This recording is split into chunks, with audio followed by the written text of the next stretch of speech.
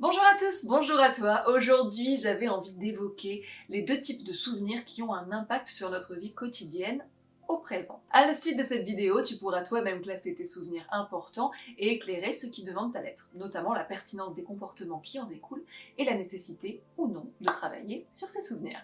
Durant cette vidéo, je vais m'accompagner de mon livre Le guide de la reconnexion intérieure, que tu connais peut-être déjà, et ici particulièrement de la page 171. Pour ceux qui l'ont, vous pouvez checker. Je vais lire avec toi les descriptions des deux types de souvenirs que je décris dans ce bouquin et on va papoter autour de ça. Alors tu vois, c'est très clairement là que j'aurais dû dégoter les lunettes. On va faire ça. Donc, on va avoir ce que j'appelle les souvenirs positifs. Alors écoute bien la description que j'en fais, parce que les deux pôles positifs-négatifs, il faut quand même le prendre avec des pincettes. Mais, les souvenirs positifs. Association d'idées, d'émotions et de vécus qui permettent de se positionner plus sereinement dans les situations présentes.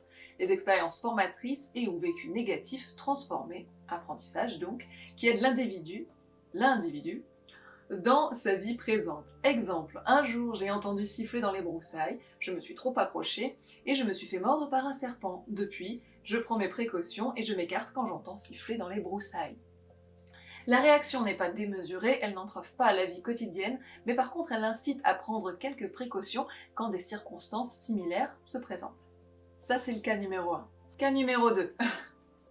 Les souvenirs dits négatifs. Association d'idées, de traumatismes, d'émotions et d'expériences qui entravent le bon fonctionnement de l'individu au présent. La transformation de ces expériences n'a pas été achevée et les apprentissages n'ont pas encore été recueillis. Ces souvenirs ont tous le potentiel de devenir positifs s'ils sont éclairés avec conscience pour mener à bien leur transformation. Tu vois, c'est pas perdu d'avance.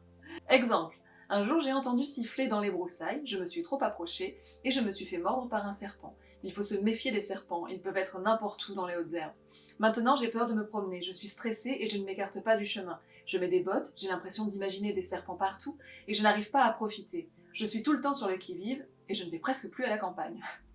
La réaction ici est incontrôlable, disproportionnée et entrave la vie quotidienne au point de priver l'individu de certaines activités qu'il appréciait. Néanmoins, ces souvenirs peuvent basculer dans les souvenirs positifs avec une conscience appropriée et un travail dessus.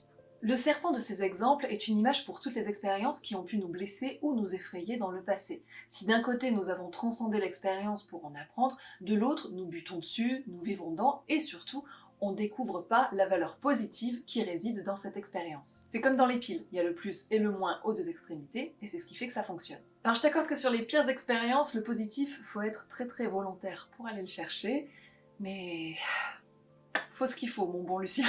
Tu peux déjà faire le point sur ces différents types de souvenirs, voir ceux qui t'aident à vivre et ceux qui, au contraire, ont tendance à t'entraver. Et puis, tu peux aussi te poser quelques questions, je te fais quelques suggestions. Quelle qualité as-tu ou peux-tu développer suite à cette expérience? Que peux-tu apprendre de cette expérience sans la généraliser, la minimiser ou l'amplifier? Te souviens-tu de ton état d'esprit au moment où tu as vécu cette expérience? Si, c'est important. Une ressource ou une compétence a-t-elle été sollicitée en toi pour gérer la situation? Est-ce que tu as dû repousser certaines limites? Tu peux ajouter d'autres questions à ce petit panel déjà. Et ensuite, à contrario, tu peux aussi souligner les peurs et les croyances qui se sont vues confrontées ou créées dans l'expérience que tu as vécue. Tout ce que je te dis là, ça ne soigne pas à proprement parler, mais par contre ça apporte de la conscience. Et pour guérir, reconnaître la blessure, reconnaître qu'on est blessé, et bien c'est le step 1. Pourquoi pas ensuite te rapprocher d'un professionnel si tu en ressens le besoin. Je pense notamment à l'EMDR qui permet d'apporter une neutralité émotionnelle tout en conservant les souvenirs intacts. En gros, c'est désactiver les alarmes pour mieux vivre au quotidien. C'est très schématisé, mais c'est à peu près ça. Alors bien sûr, il n'y a pas que le MDR, il y a des tas de choses qui peuvent aider, donc je t'invite vraiment à ouvrir le champ des possibles et à voir ce qui te correspond. Mais déjà, tu as le step 1, et le step 1, il est juste là, faire un petit peu le point sur tous ces souvenirs qui vivent encore à travers toi, de la bonne manière ou d'une manière un petit peu moins chouette pour toi. Je t'envoie des bisous, je te dis à la semaine prochaine, prends soin de toi, petit cœur sur toi.